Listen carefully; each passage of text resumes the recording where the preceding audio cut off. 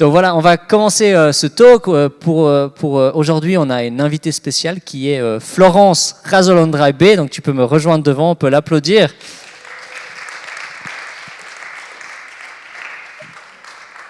Donc Florence, ça fait quelques années que je te côtoie sur les bancs de la HET. Donc on est étudiants ensemble. Florence, elle finit cette année. Donc je vous cache pas que ça me fait un petit quelque chose, quoi, un petit peu de jalousie. Non, j'ai du plaisir dans mes cours. Mais enfin voilà, du coup, tu étais infirmière, si je me trompe pas, avant. Et puis après, Dieu t'a appelé, tu as commencé la formation HET. Et après, Dieu t'a appelé pour le pastorat en 2020. Tu as commencé avec le Covid. C'est parfait, le bon moment. Et puis là, tu as commencé à être pasteur à l'église. Je me souviens plus du nom, j'étais regardé, mais à la Chaux-de-Fonds. C'est comment? Ah, c'est les... Église de Réveil à la Chaux-de-Fonds. Église de Réveil. Mais elle a un nom, non? Non? Église de Réveil. Ah, Église de Réveil. Mais le okay. Réveil lui va très bien comme nom. Ouais, c'est pas mal. C'est pas mal. En tout cas, par la foi, le Réveil lui va très bien. Il n'y a pas besoin de rajouter grand-chose, quoi. Voilà, Église du Réveil à la Chaux-de-Fonds. Et puis, on transpire un peu ensemble sur l'hébreu actuellement.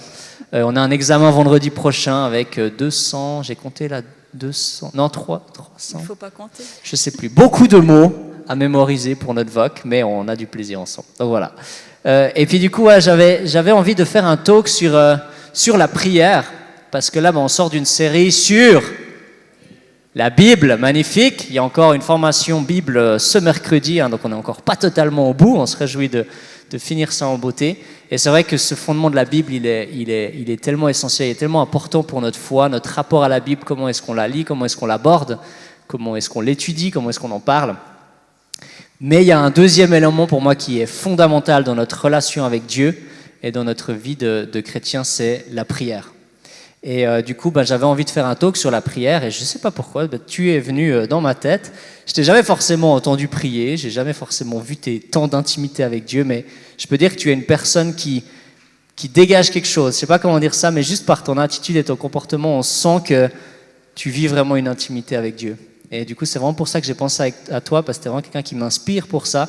Je me souviens que tu m'avais dit que tu travaillais tôt le matin pour passer du temps avec Dieu. Et je trouve que c'est quelque chose aussi de beau de cette discipline-là, mais on sent que tu es quelqu'un de proche du cœur de Dieu. Et du coup, je me réjouis de ce que tu vas nous partager sur la prière. Je ne sais pas si tu voulais rajouter un élément sur qui tu es, un peu plus général, avant de rentrer dans le sujet. Alors, je dois quand même avouer que quand tu m'as dit que tu avais pensé à moi, je me suis dit, mais pourquoi moi? Donc, est-ce que je suis une référence? Je suis vraiment pas sûre, parce que ma vie de prière est en construction. Je pense qu'elle sera encore longtemps en construction. Mais sinon, oui, je peux dire quelques mots sur moi. Je suis mariée depuis 28 ans avec Rids qui vient de Madagascar. Vous comprendrez pourquoi j'ai un nom impossible à prononcer. Voilà, comme ça vous savez. Mais à ICF, il n'est pas si bizarre ce nom de famille, parce qu'on a des Razolandraibé. Vous connaissez un Yav? Yav, c'est mon beau-frère, c'est le petit frère, le tout petit frère à mon mari. Voilà.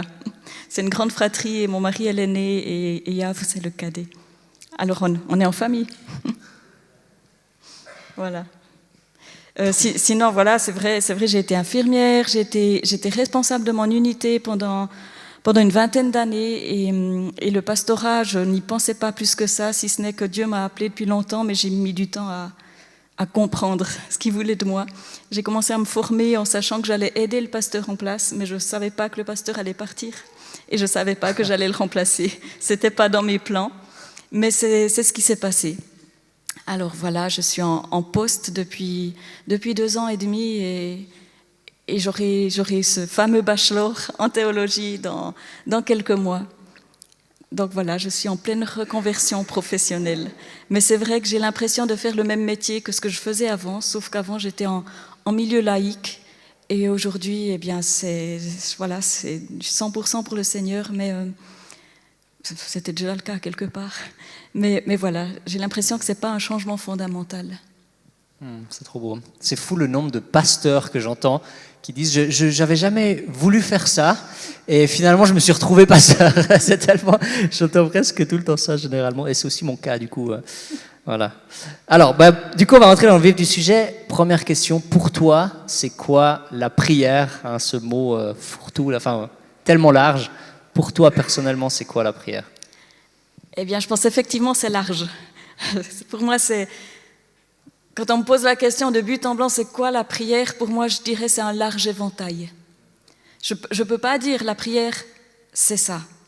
La prière, elle se décline de toutes sortes de manières, de toutes sortes de formes. Il y a énormément de formes de prière, la parole, la Bible en parle.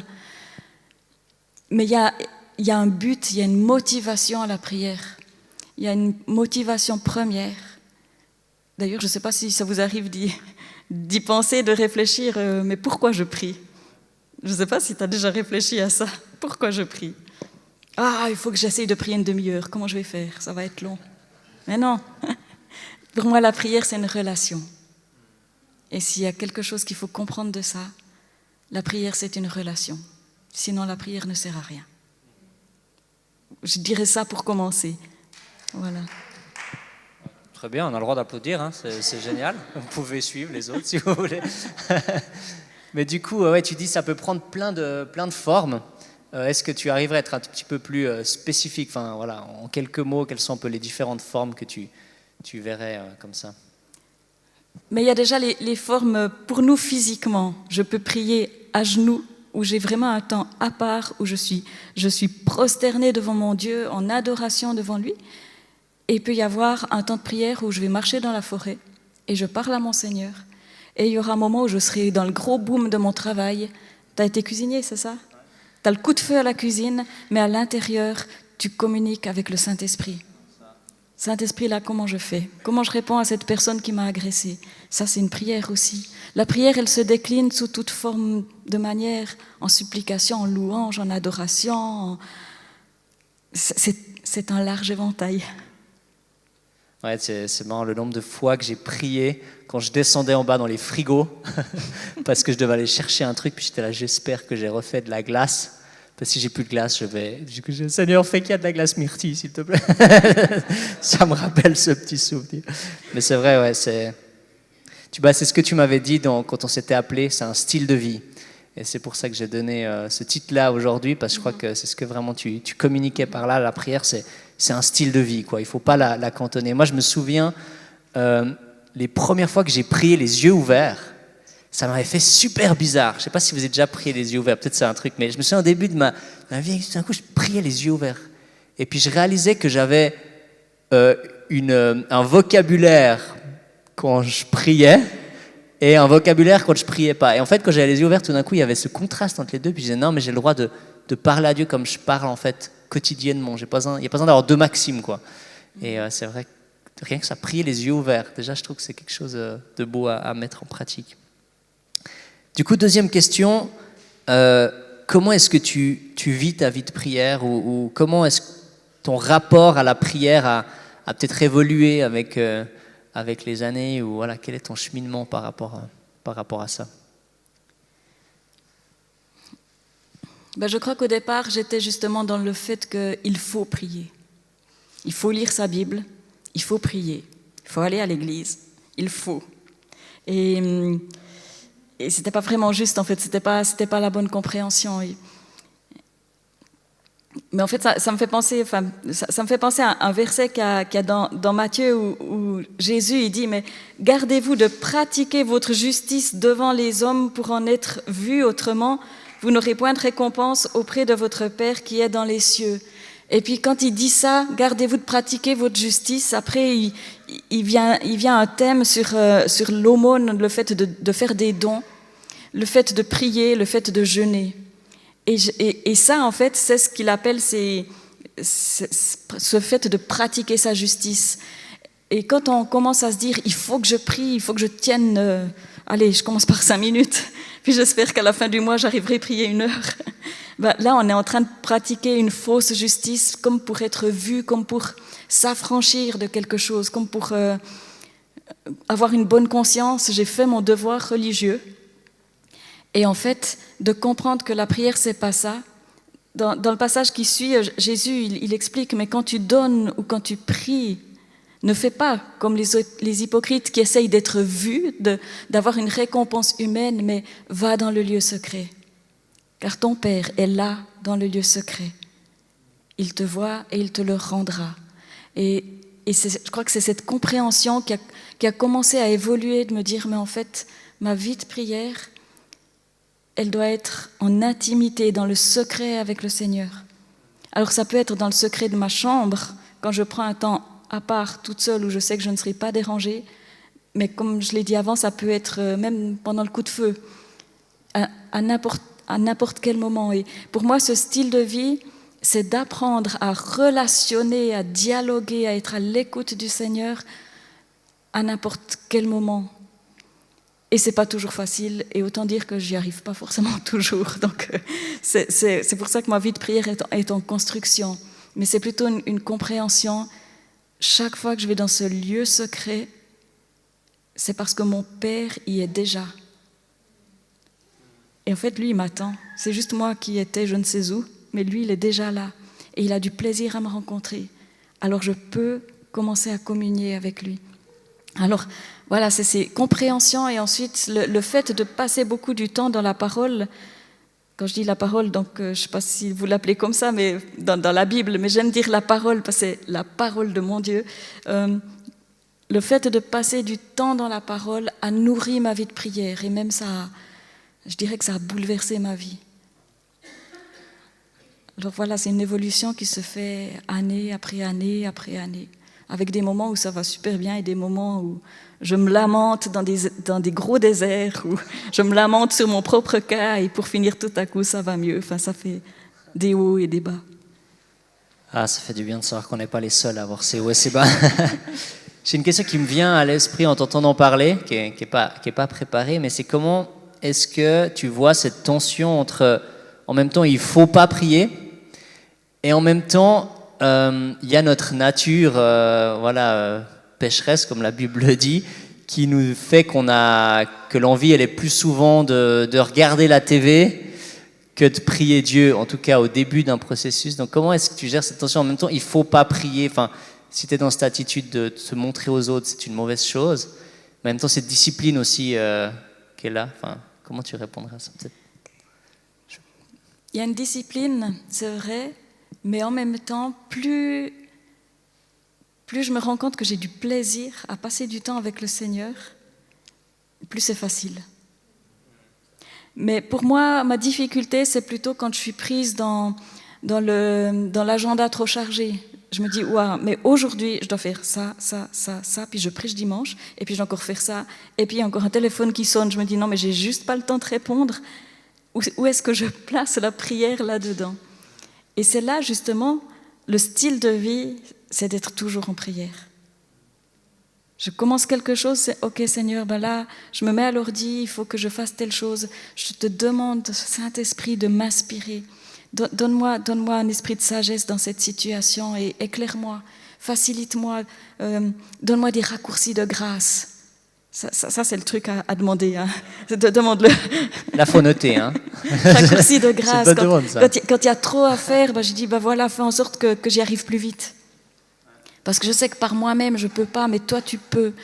Ou alors, je vais lui demander d'être là dans ces moments. Et le défi, c'est de ne pas foncer tête baissée, d'avoir la tête dans le guidon, dans toutes les choses à faire, et de juste inviter le Seigneur dans ces choses-là. Donc, ça ne veut pas forcément dire, je prends une demi-heure, je m'arrête devant Dieu, puis après, je continue. Mais non, je suis dans le feu de l'action, mais je ne suis pas seule. Et c'est plutôt ça le réflexe. Ce qui ne m'empêche pas, quand j'ai envie de regarder un bon film, de regarder un bon film. Ça n'enlève rien à la prière. Et même, des fois, suivant ce qui se passe pendant le film, ça va encore nourrir ma prière, soit dire au Seigneur, pardon, ou je ne sais quoi. Enfin bref, ça, je ferme la parenthèse, je suis assez critique dans tout ce que je vois. Mais c'est bien d'avoir un esprit critique des fois. Dernière question pour cette première partie. Qu'est-ce que ça t'apporte dans ton quotidien, la prière? Est-ce que c'est censé m'apporter quelque chose à moi?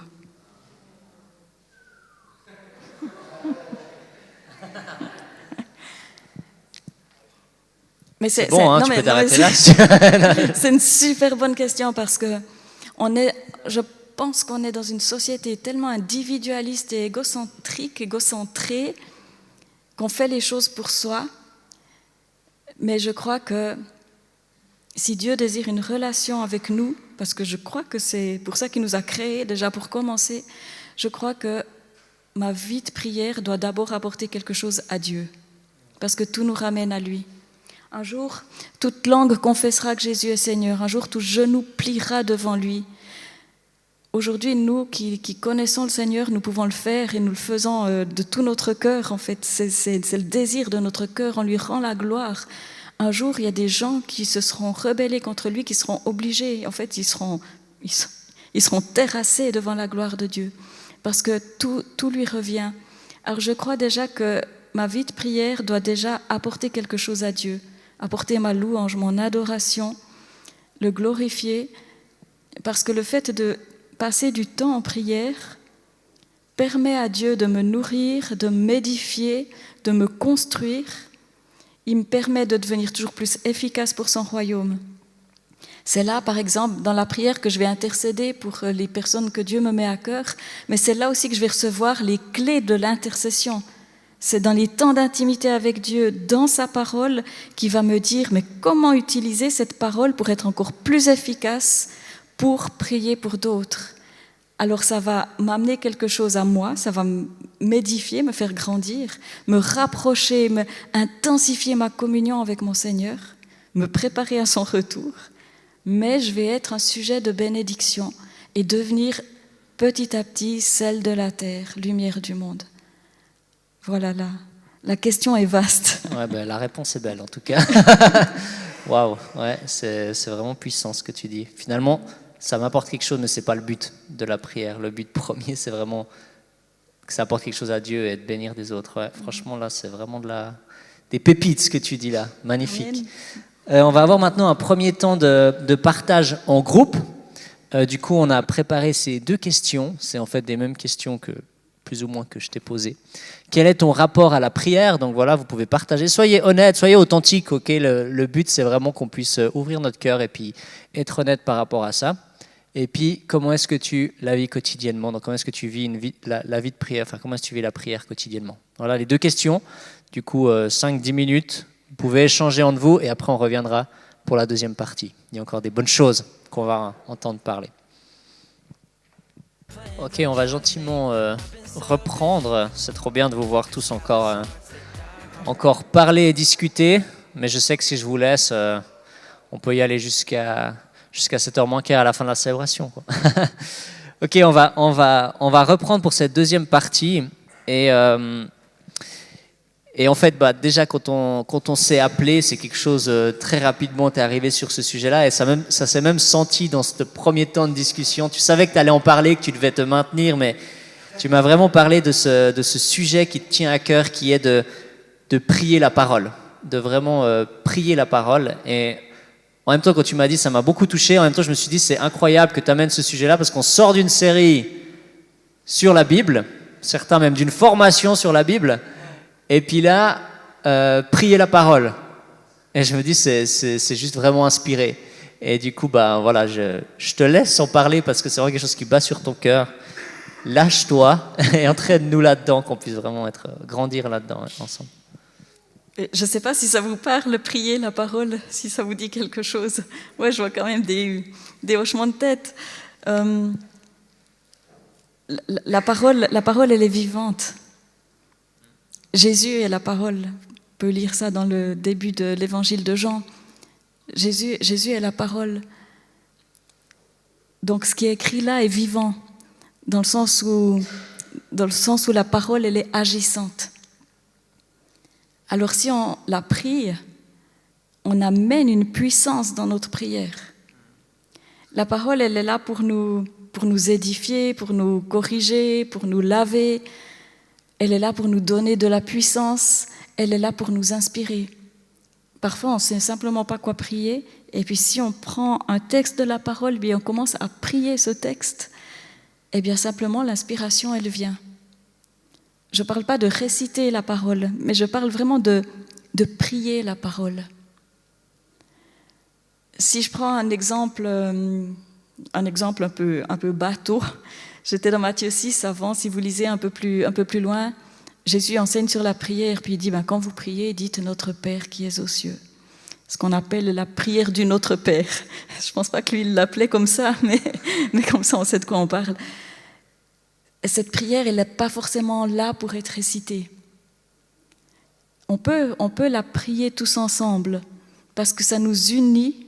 On est ensemble devant le même Seigneur, en train de dire les mêmes choses et de réfléchir à ce que ça veut dire. Mais prier la parole, si on prend cette prière, eh bien, on va rajouter nos mots, mais avec cette parole-là. Par exemple, si je peux l'utiliser comme trame de prière, par exemple. Mais moi, je suis déjà restée 1 heure avec la première phrase. Notre Père qui es aux cieux, que ton nom soit sanctifié. Déjà notre, pas mon, notre.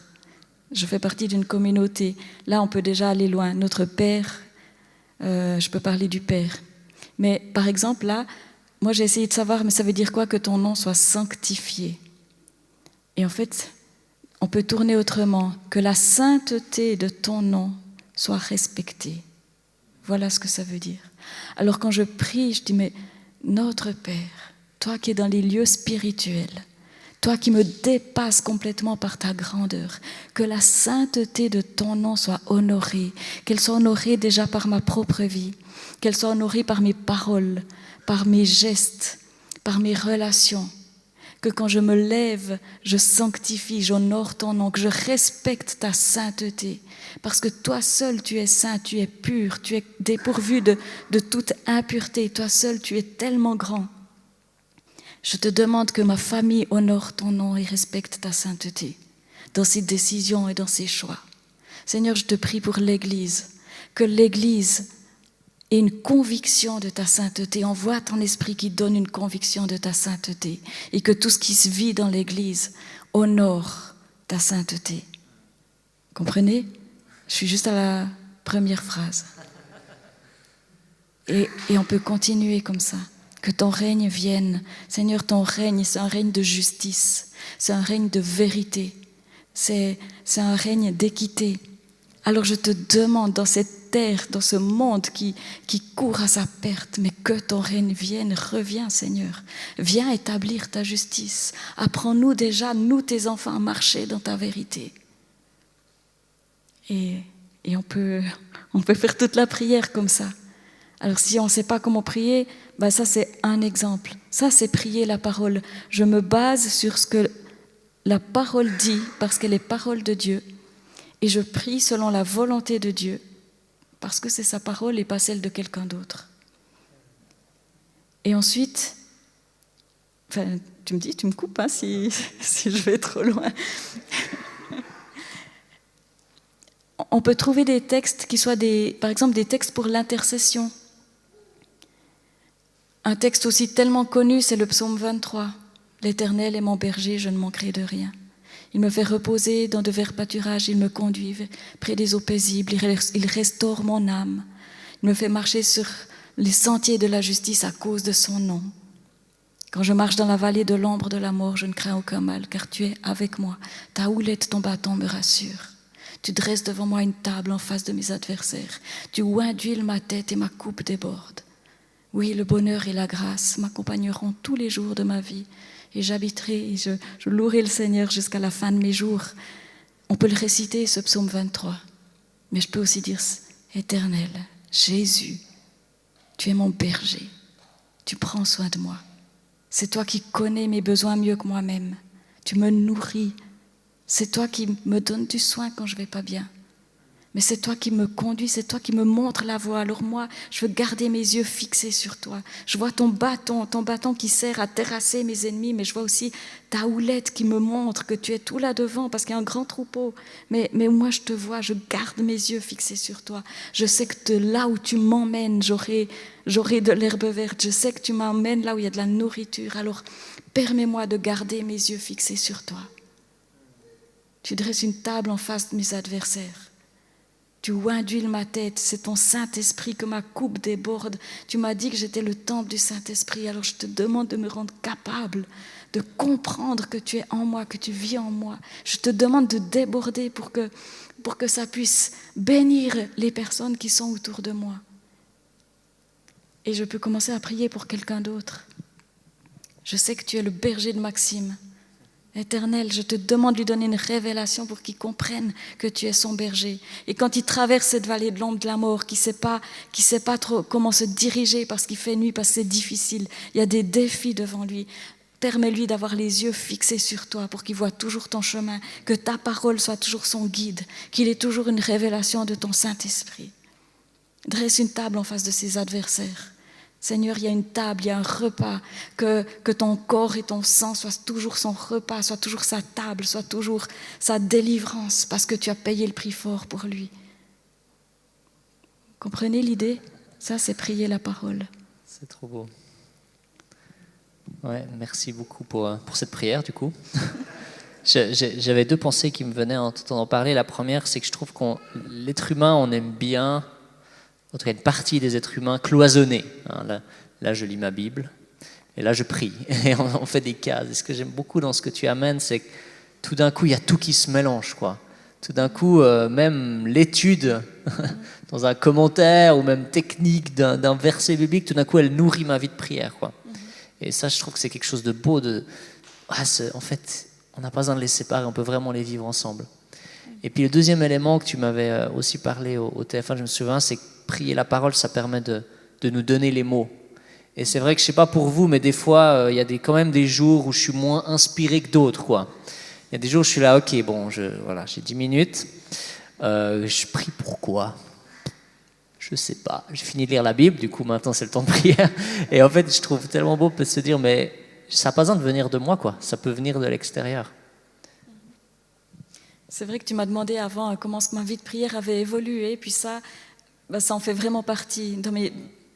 Puis tu parlais de la discipline, mais c'est vrai qu'il y a de la discipline. Tous les matins, pour moi, une journée réussie, c'est quand elle commence avec la parole, qu'elle commence, c'est à la cuisine, voilà, c'est pas dans ma chambre à genoux, c'est dans ma cuisine, parce que j'ai à boire, j'ai à manger, j'ai ma Bible, j'ai tout ce qu'il faut, et je suis toute seule. Et ça, c'est vraiment mon temps.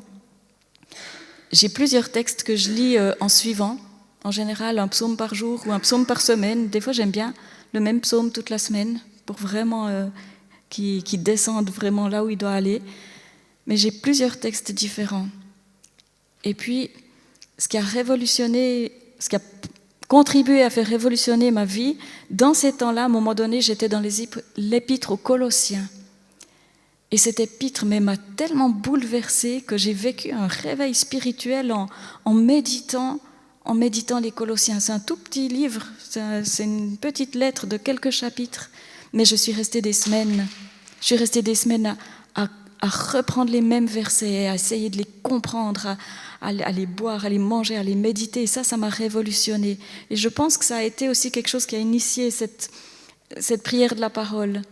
Et là, maintenant, quand je prends ce moment, il y a des moments de lecture, il y a des moments où c'est vraiment de la méditation, je veux comprendre ce que ça veut dire, mais des fois, tout à coup, une partie du texte me fait penser à une personne.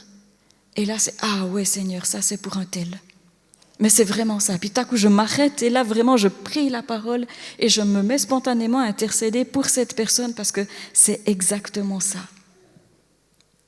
Alors, oui, ça fait grandir et ça se mélange, oui, mais en même temps, c'est aussi toutes les pièces du puzzle qui commencent à se mettre ensemble. Mais séparer la parole de la prière, pour moi, c'est pas possible et c'est de moins en moins possible. Ça fait un tout. Et pour finir, cette parole, elle est tellement intégrée que même si je ne l'ai pas sous les yeux, je la connais. Je connais de loin pas tout par cœur, mais le Saint-Esprit aussi rappelle les choses et tout à coup, ça vient. Tout à coup, l'inspiration vient. Ouais, c'est trop beau. Je me souviens que tu me disais aussi, ça permet d'éviter d'entrer dans la liste à commission. J'aimais bien cette image-là. C'est vrai que des fois, on peut avoir l'impression de tourner en rond dans notre vie de prière. C'est vraiment un outil pour aller plus loin, quoi. Et je voulais rajouter quelque chose ou... Non, vas-y. Ouais. C'est vrai qu'on peut en parler pendant longtemps de ce sujet. Et je pense que tu nous as aussi fait vivre un moment où tu le vivais concrètement devant nous. Mais je pense que la meilleure chose à faire, c'est de la mettre en pratique. Et c'est aussi toi qui venais avec l'idée, mais on a discuté ensemble, on disait, mais pourquoi pas vous laisser un temps, en fait, maintenant, pour vivre ça. Et puis du coup, je te laisse peut-être conduire ce temps. Moi, je vous propose simplement, de nouveau en petit groupe, de prendre un texte, pas forcément long, surtout quand on fait un exercice, on est dans un laboratoire là. C'est une mise en pratique, mais juste d'un texte relativement court. Vous pouvez prendre juste un verset ou un peu plus et essayer d'en faire une prière. Je voulais juste dire un truc. Ça peut mettre un peu la pression, hein, ce qu'on vient d'entendre, je ne vous le cache pas. La mise en pratique, voilà, il y a des années de pratique aussi de ton côté. Donc voilà, et le but, c'est de commencer là où on en est, de se laisser inspirer sans pression. Et là où on en est chacun aussi, hein, parce que peut-être certains d'entre vous, vous avez déjà échangé peut-être un peu avant, mais peut-être certains sont au début de ce cheminement, ils sont peut-être déjà avancés. Donc voilà, il y a vraiment pour tout le monde. Sentez-vous vraiment à l'aise. Et puis, voilà, laboratoire, j'aime bien le mot. Ce que je propose pour faire ce petit moment, c'est de prendre un texte, on appelle ça les prières apostoliques, parce que là c'est l'apôtre Paul qui a écrit. Donc apostolique, ça vient du mot apôtre, tout simplement. Il y a plusieurs prières dans les épîtres, dans les lettres, Colossiens, Éphésiens, Philippiens, Thessaloniciens, etc. Et prendre ces prières pour les faire nôtres, c'est quelque chose d'extrêmement puissant. Mais vous pouvez le faire pour vous-même, vous pouvez le faire pour quelqu'un que vous connaissez. Vous pouvez le faire pour votre pasteur, vous pouvez le faire pour votre communauté, pour vos enfants, pour vos familles, voilà. Et là, moi, je proposais d'aller dans Éphésiens 3, parce que c'est une prière de demande pour être fortifié dans notre être intérieur, pour avoir une révélation de l'amour de Jésus, de connaître sa hauteur, sa longueur, sa largeur, sa profondeur, connaître l'amour de Christ. Moi, je me suis toujours dit, mais le jour où j'aurai une révélation de l'amour de Jésus pour moi, mais ça va me bouleverser tellement que ça va en bouleverser d'autres. Et quelque part, je suis encore en train de faire cette prière. J'ai compris des bribes de l'amour de Jésus pour moi. Mais il est tellement débordant que je suis bien consciente que je n'ai pas tout compris. Et j'ai besoin que mon être intérieur, c'est-à-dire ma personne spirituelle, soit fortifiée. J'ai besoin d'une révélation plus grande, j'ai besoin d'être élargie, j'ai besoin de ce Dieu victorieux qui nourrisse mon âme et qui me transforme. Alors cette prière, c'est ça. Et je vous propose de prier entre vous. Vous pouvez prier personnellement, chacun, vous pouvez prier les uns pour les autres et vous demander ça. Mais Seigneur, je te demande, je vais reprendre Maxime, je te demande pour Maxime de le fortifier dans son être intérieur. Je te demande que Jésus, que tu habites dans son cœur, par la foi, nourris sa foi.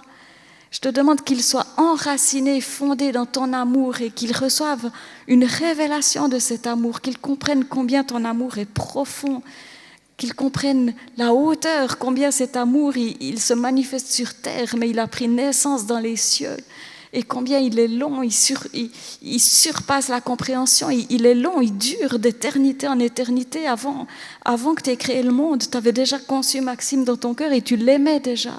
Alors je te demande cette conviction, cette révélation du Saint-Esprit, qu'il soit puissamment fortifié, que ça fasse la différence. Voilà, je vous propose de prendre ce texte. Si vous n'êtes pas à l'aise avec ce texte, mais prenez le psaume 23, prenez le psaume 121, l'Éternel qui te garde, prenez le psaume 91, c'est aussi un psaume de protection. Ça, c'est une proposition, mais essayez de vous approprier cette parole et de la traduire avec vos mots en prière. Je vous propose juste de remettre ce temps dans la prière. Ce que je vous propose, c'est de vous mettre aussi par groupe de 3 plutôt que 6. Donc vous pouvez séparer vos groupes au milieu, ou 2 si vous êtes 5. Je pense que ça permet d'être plus à l'aise et plus libre. Et j'ai juste envie de prier, et après peut-être je vais lire le texte. Vous pouvez fermer les yeux et vous laisser toucher par ce texte qui est là, et puis après vous pouvez vous laisser conduire dans la prière. Ouais, Seigneur, moi je te remercie vraiment pour ce qui a été partagé. Je te remercie pour ce sujet de prier ta parole. Je crois qu'il y a quelque chose de puissant là derrière et quelque chose de clé pour notre vie et notre intimité avec Dieu. Je te prie que ce temps qui vient maintenant puisse être un temps de mise en pratique. Je te prie qu'on puisse tous se sentir à l'aise, tous se sentir bien d'expérimenter de pouvoir mettre ça en place. Viens vraiment nous conduire, viens nous donner peut-être la personne que tu as envie de nous mettre à cœur ou le sujet, que vraiment on puisse être conduit par toi. Amen. Je prie qu'il vous donne, conformément à la richesse de sa gloire, d'être puissamment fortifié par son esprit dans votre être intérieur, de sorte que le Christ habite dans votre cœur par la foi. Je prie que vous soyez enracinés et fondés dans l'amour pour être capables de comprendre avec tous les saints quelle est la largeur, la longueur, la profondeur et la hauteur de l'amour de Christ, et de connaître cet amour qui surpasse toute connaissance, afin que vous soyez remplis de toute la plénitude de Dieu. Je propose de laisser une prière de fin à Florence, et puis je propose qu'après on puisse prier aussi pour elle et puis pour l'église du réveil à la Chaux-de-Fonds. Alors je te laisse prier d'abord.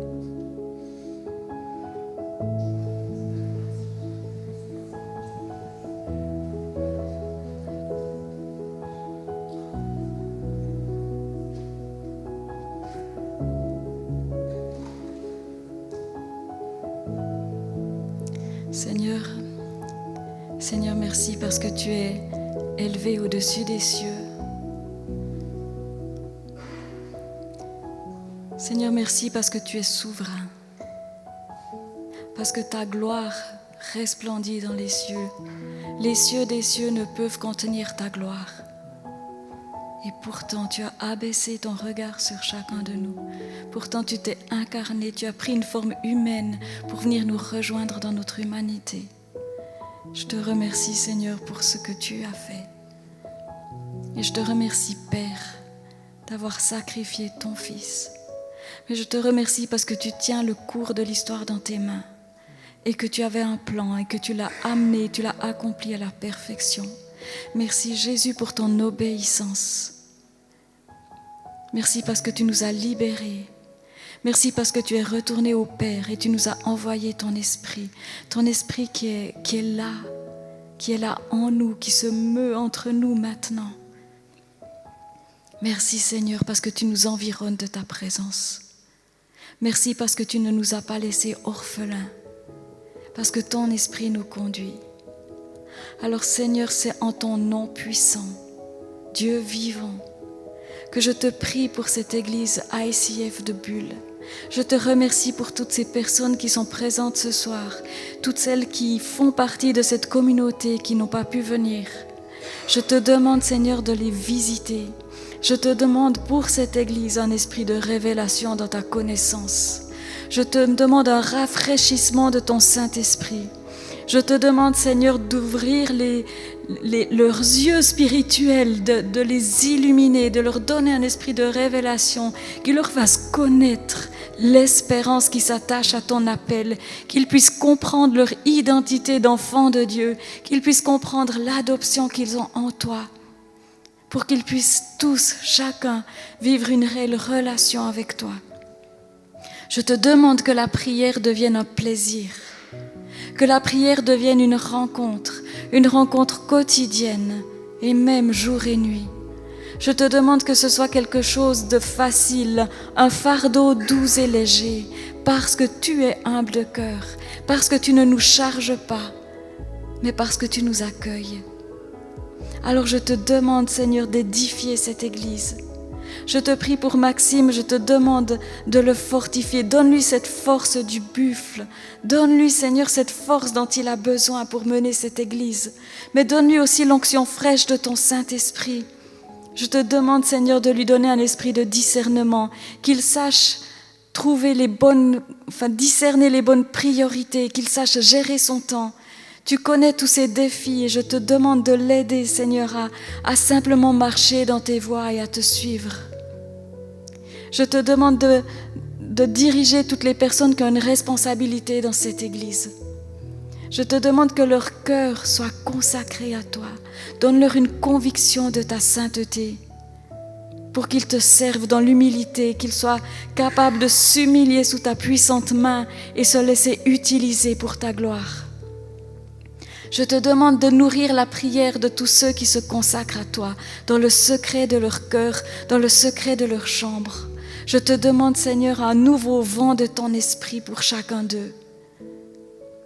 Qu'ils soient encouragés dans ta parole et que ta bénédiction repose sur chacun d'eux, sur chacune des familles, sur chacun des foyers, sur chaque personne.